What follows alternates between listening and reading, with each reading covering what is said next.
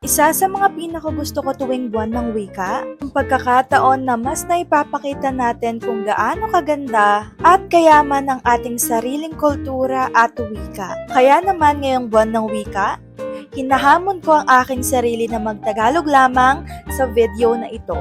Bukod sa kailangan nating ipagmalaki at pagyamanin ang ating sariling wika, kailangan din nating alagaan at pagyamanin ang ating sarili. Kaya naman meron ako ditong dalawang produkto na nakakatulong sa akin sa pang-araw-araw kong kalusugan. Unang-una na dito ang Simply Asay, bilang bahagi ng pag-aalaga ko sa aking sarili. At isa na rin ang Simply Probiotics na kasama ko para mas magaan ang pakiramdam ko araw-araw. At alam nyo, kung meron man akong natutunan sa paggawa ko ng video na ito, yun ay ang saya palang gamitin ng sarili nating wika, no? Kaya gamitin at ipagmalaki natin ito, hindi lang ngayong buwan ng wika, kundi araw-araw. Pasado ba ako sa Tagalog Only Challenge?